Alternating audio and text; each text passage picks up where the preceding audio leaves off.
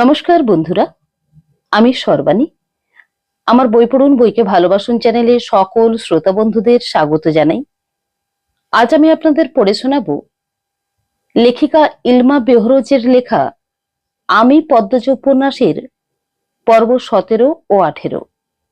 শুনতে থাকুন আমি পদ্মজা। কারো জন্যই জীবনের চাকা থেমে থাকে না।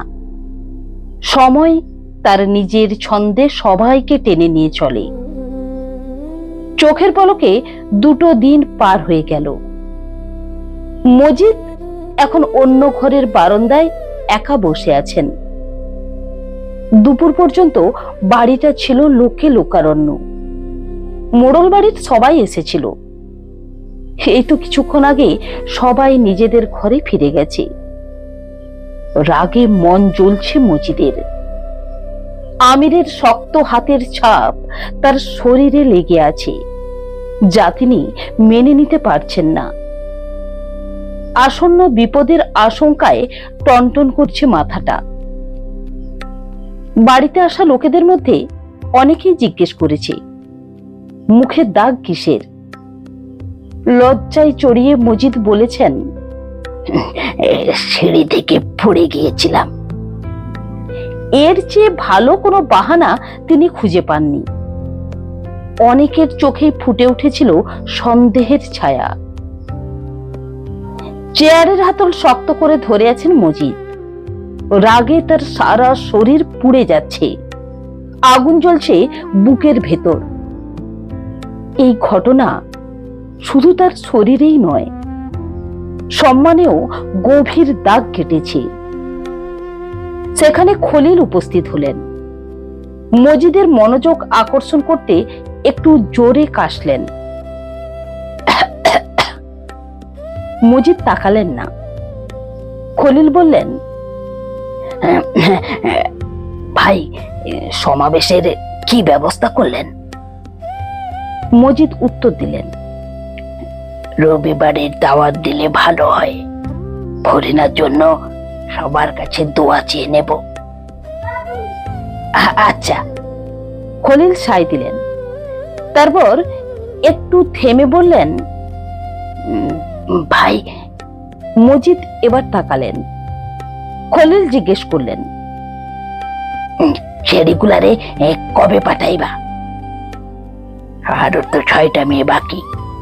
কবে পাঠাবে আমি জানি, ওর সঙ্গে কথা বল।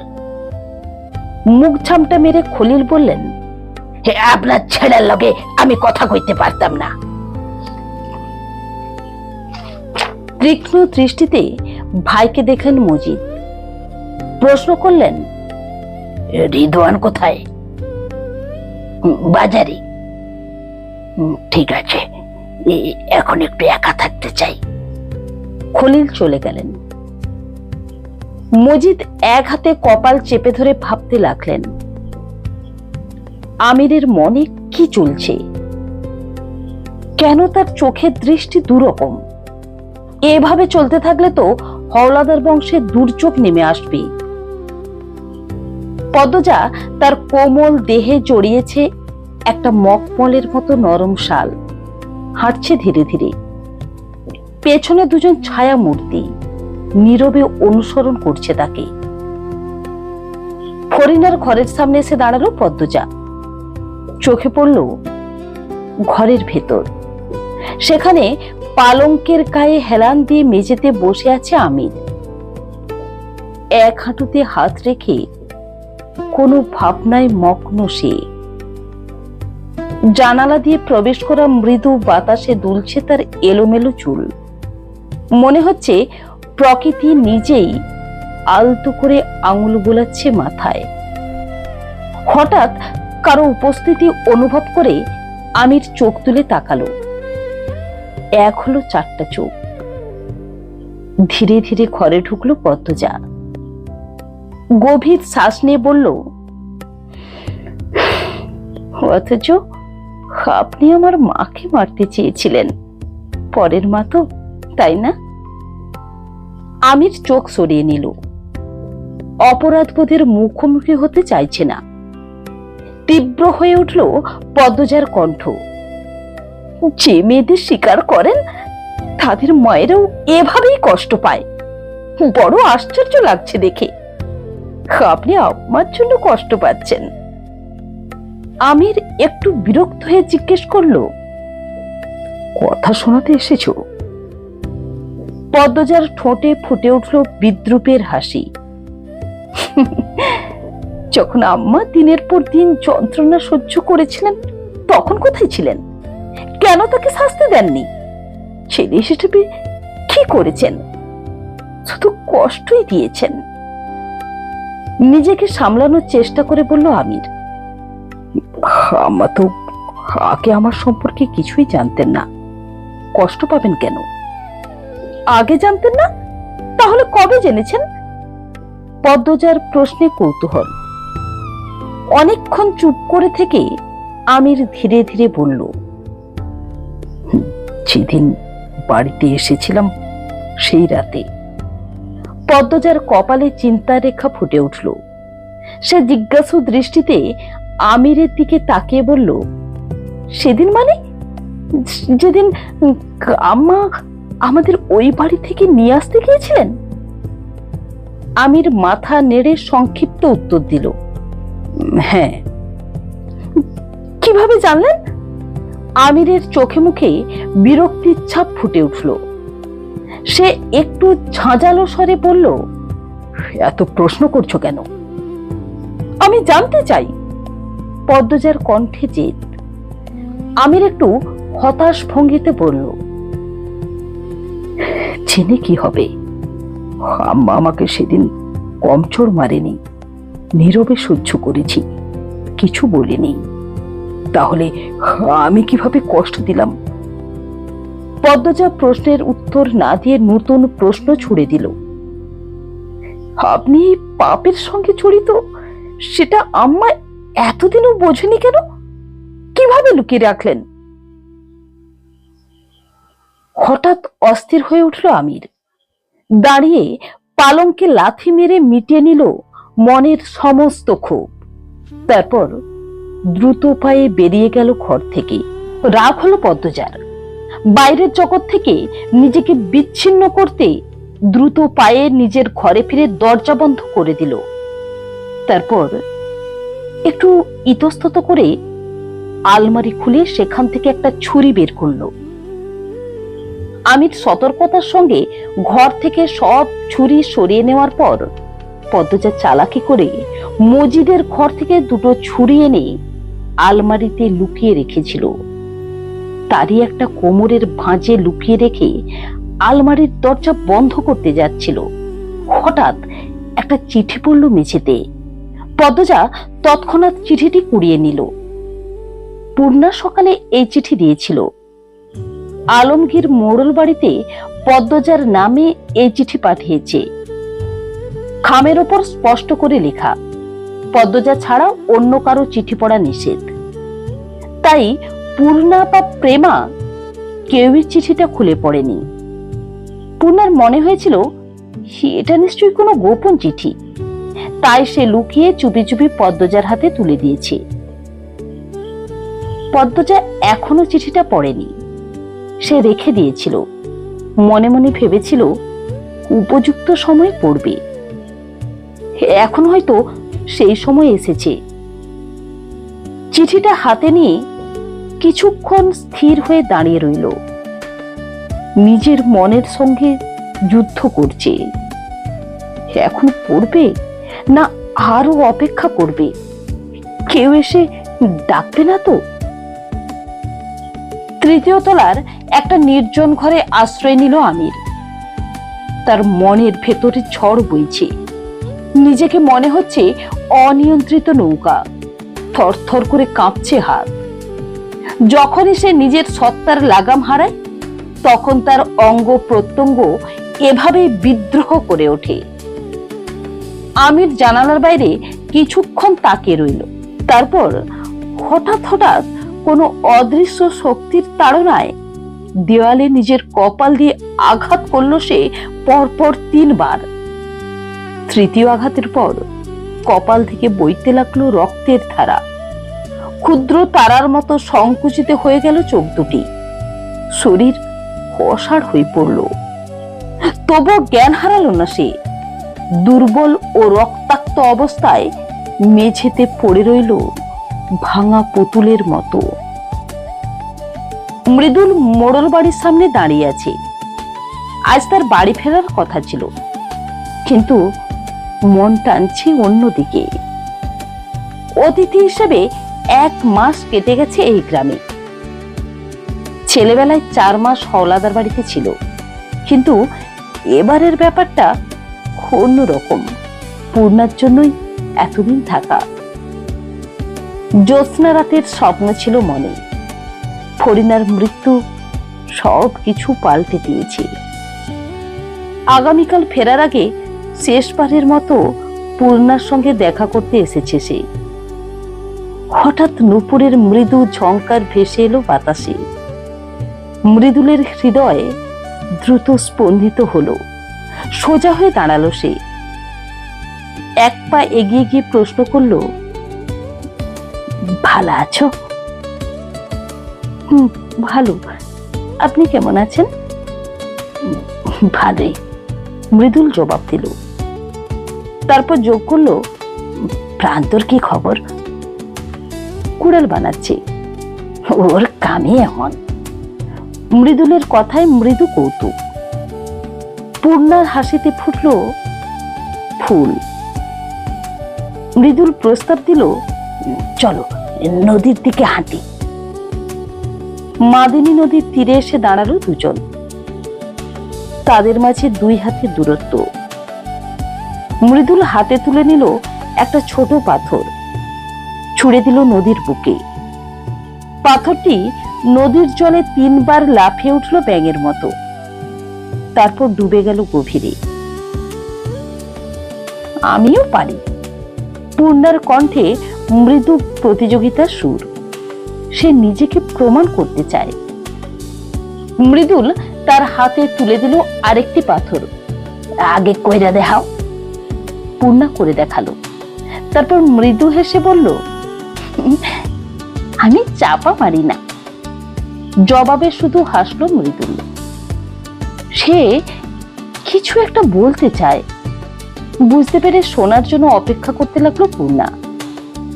যেন সে বৃষ্টির অপেক্ষায় থাকা তৃষ্ণার্ত ভূমি।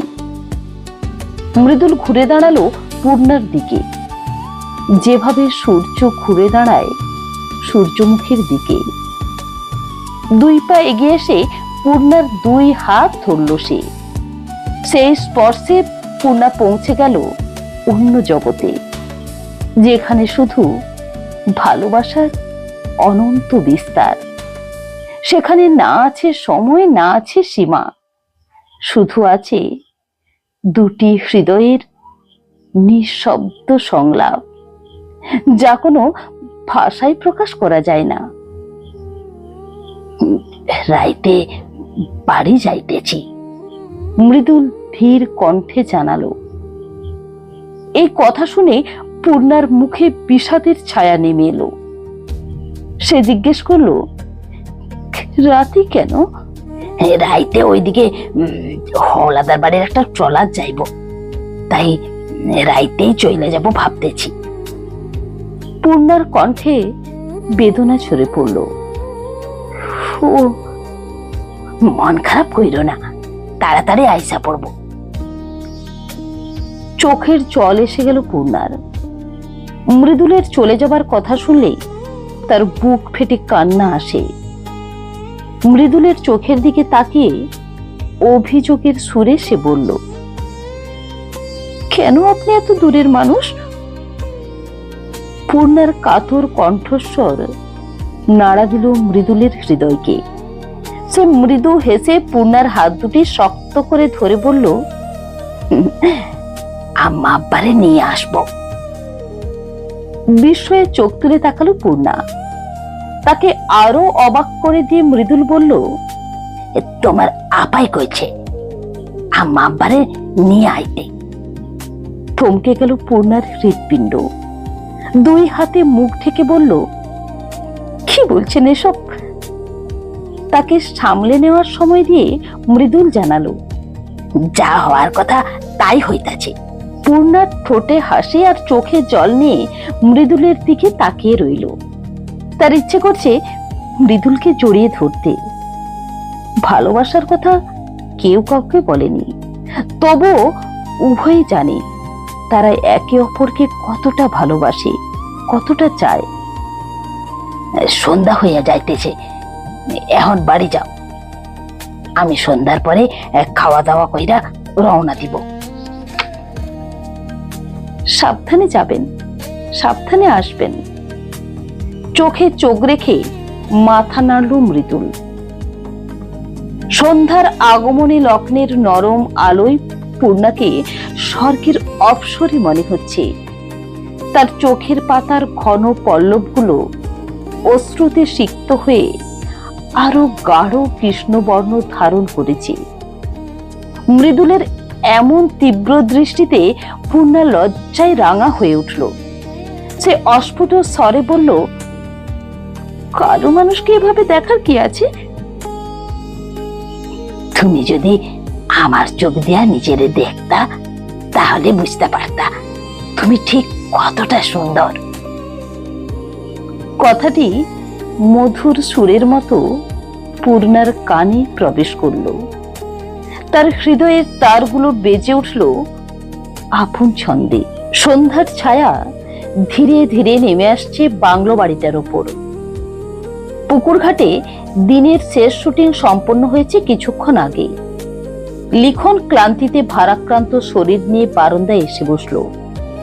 গায়ে হালকা জ্যাকেট, চোখে দিনের শেষ আলোর স্নিগ্ধতা। তার সহকর্মী এক কাপ গরম চা দিয়ে গেল। চায়ে চুমুক দিতে দিতে লিখনের মন চলে গেল অন্য জগতে। চোখের সামনে ভেসে উঠল পদ্মজার মুখ।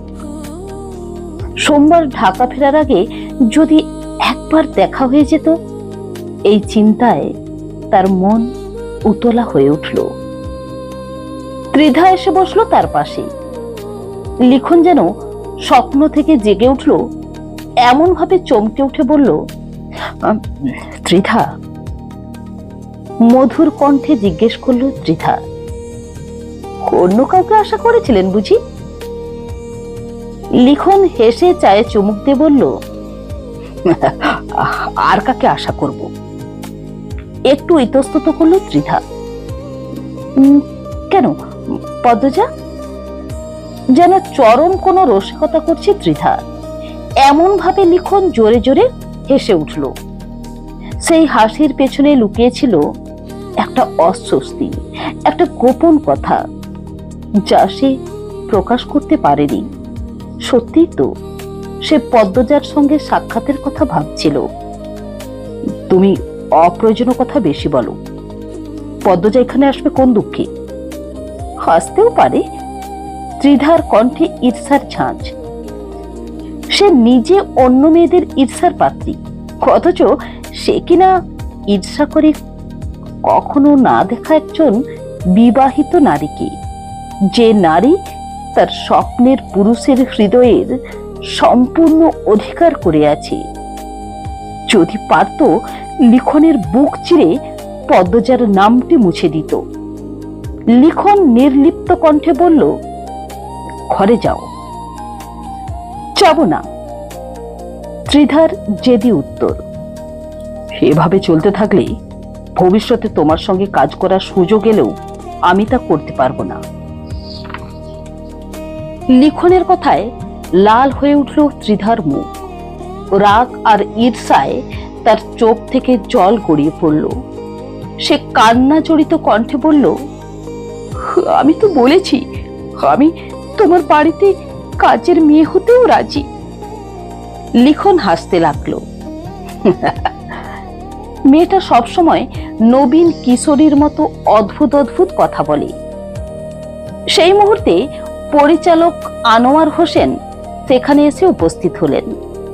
লিখনের হাসি দেখে কৌতূহলী হয়ে জিজ্ঞেস করলেন, কি ব্যাপার, এত হাসি কিসের হলো? ত্রিধা তাড়াতাড়ি চোখের কোণে জল মুছে ফেলল।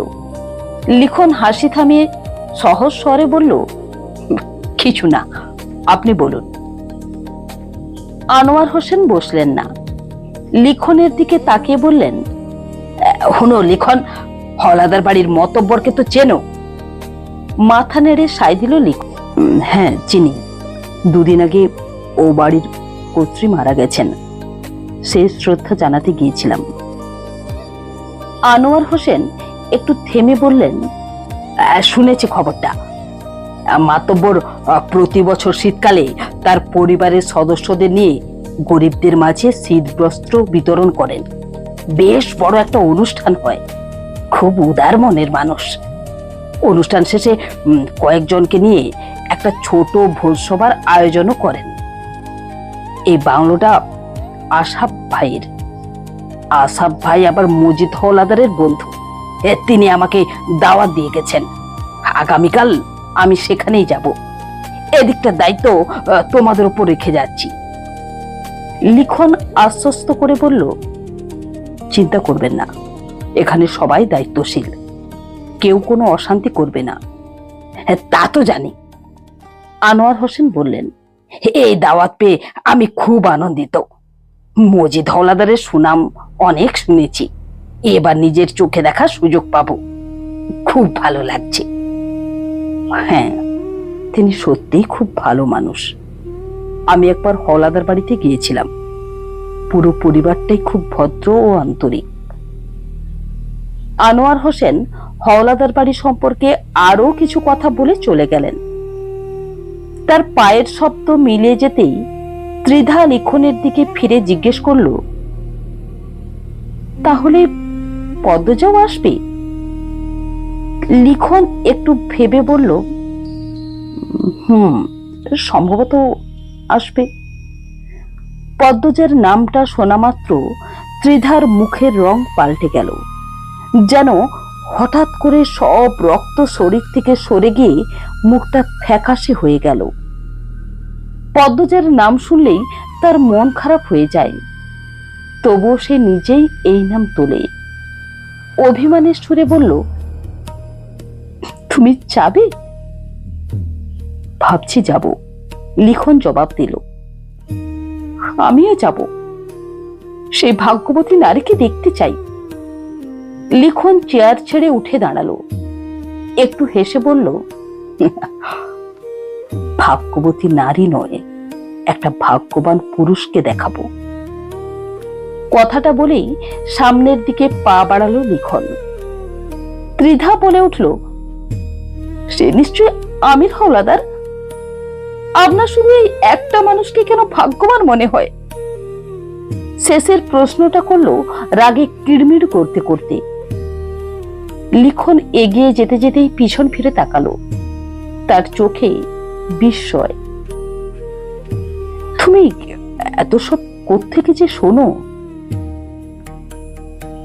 অন্দরমহলে পুরুষ বলতে এখন শুধু মজিদ আছেন, বাকিরা যেন হাওয়ায় মিলিয়ে গেছে। কেউ শিকারের নেশায়, কেউ বা জরুরি কাজে বাইরে। মদনের মৃত্যু সংবাদ নাড়া দিয়েছে পদ্মজাকে। স্মৃতির পর্দায় ভেসে বেড়াচ্ছে মদনের মাথার আঘাত ব্যান্ডেজ। অন্ধকার পাতালপুরীতে প্রবেশের মুহূর্তেই অজান্তেই তার হাত থেকে নেমে এসেছিল আরেক আঘাত, ঠিক সেই জখমের স্থানেই। সেই আঘাতেই রচিত হলো মদনের জীবনের শেষ অধ্যায়। রক্তের অবিরাম প্রবাহে ভেসে গেল তার প্রাণ। পদ্মজার হৃদয় বেদনায় কাতরে উঠল, নিজের জন্য নয়, আলোর জন্য। জীবনের আলোক পর্তিকা হারিয়ে আলো এখন অন্ধকার সাগরে ভাসমান একটা নৌকার মতো। মায়ের স্নেহ ছায়া হারিয়েছে আগেই, এখন পিতা রক্ষা কবচ খসে পড়ল। কি অভাগী মেয়ে! এখন বারান্দার প্রান্তে দাঁড়িয়ে আছে পদ্মজা, তার চোখে সতর্ক দৃষ্টি। অন্দরমহলের বাইরে দুই পাহারাদার, দুই প্রস্তর মূর্তির মতো। পদ্মজার মনে খেলে গেল, এই তো সেই মুহূর্ত, মজিদের বিরুদ্ধে আঘাত আনার সুবর্ণ সুযোগ।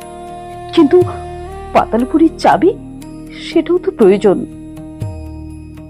তীক্ষ্ণ দৃষ্টিতে চারপাশ দেখতে দেখতে পদ্মজা সাবধানে এগিয়ে গেল মজিদের ঘরের দিকে। আমির জেগে ওঠে যন্ত্রণায় কাতর হয়ে, মাথা ঘূর্ণিঝড়ের কেন্দ্রবিন্দুর মতো ঠেকছে, শরীরে লেগে গেছে শুকিয়ে যাওয়া রক্ত। দেয়ালে ভর দিয়ে সে কষ্টে উঠে দাঁড়ালো, তারপর এলোমেলো পায়ে এগোলো সিঁড়ির দিকে। তার গন্তব্য পাতালপুরী। মজিদের ঘরের পাশেই সিঁড়ি। তার পায়ের শব্দে পদ্মজার সমস্ত শরীর সতর্ক হয়ে ওঠে। হাতে ছুরি নিয়ে সে লুকিয়ে পড়ে, যেভাবে শিকারী দেখে সাবধানী হরিণী লুকায়। আমিনা কখনোই ওপরতলায় আসে না, আর লতিফা রিনুকে তো সে নিজেই দেখেছে নিজের ঘরে ঘুমন্ত অবস্থায়। তাহলে এই পদশব্দ কার? তার হৃদস্পন্দন বেড়ে গেল। প্রতিটি মুহূর্ত এক একটা যুগের সমান মনে হতে লাগলো। অন্ধকার সিঁড়িতে পা ফেলার শব্দ ভেসে আসছে, কেউ ধীরে ধীরে নামছে। এমন কচ্ছপের গতিতে সিঁড়ি বেয়ে শুধু খলিলই নামে। পদ্মজার মনে প্রতিহিংসার আগুন জ্বলছে অনেক দিন ধরে। খলিলকে আঘাত করার ইচ্ছে তার রক্তে মিশে আছে, কিন্তু অন্ধকারে কিছুই দেখা যাচ্ছে না। পায়ের শব্দ কানে আসতেই পদ্মজার হৃদয় দুরু দুরু করে উঠল। হাতের ছুরিটা নিজে থেকে যেন ঝাঁপিয়ে পড়ল অন্ধকারে। আমিরের গলা থেকে বেরিয়ে এলো চিৎকার, যা চিরে দু টুকরো করে দিল রাতের নীরবতাকে। আমির কিছু দেখতে না পেলেও তার মজবুত হাত দুটো দিয়ে আন্দাজে অজ্ঞাত মানুষটির গলা চেপে ধরল। তার ধারালো ছুরির মতো নখগুলো বিঁধে গেল পদ্মজার মখমলি গালে, কাঁটাতারের বেড়ায় আটকে পড়া কোনো অসহায় পাখির পালকের মতো। গরম রক্তের ধারা বইতে লাগলো পদ্মজার গাল বেয়ে। শেষমেশ আমির তার সব শক্তি জড়ো করে দেওয়ালের দিকে ছুঁড়ে মারল পদ্মজাকে। ঘটনাটি এত দ্রুত ঘটল যে দুজনের কেউই বুঝতে পারল না কি হয়ে গেল। পদ্মজার কাতর আর্তনাদ শুনে শীতল শিহরণ খেলে গেল আমিরের শরীরে। তৎক্ষণাৎ সে শার্টের বুক পকেট থেকে লাইটার বের করে আগুন জ্বালল। হলুদ আলোর আভায় ভেসে উঠল পদ্মজার মুখ। দুই হাতে মাথা চেপে ধরে রেখেছে তার প্রিয়তমা, মুখে ব্যথার ছায়া। আমির অস্পষ্ট স্বরে উচ্চারণ করল, পদ্মজা। বন্ধুরা, আমি পদ্মজা উপন্যাসের 17-18 পর্ব এখানেই শেষ করলাম। পরবর্তী পর্ব নিয়ে খুব শীঘ্রই ফিরে আসছি। আমার এই গল্প পাঠ যদি আপনাদের ভালো লেগে থাকে, তাহলে আমার গল্পটিতে একটি লাইক দিয়ে আমার চ্যানেলটি সাবস্ক্রাইব করে আমার সঙ্গে থাকার অনুরোধ রইল। নমস্কার।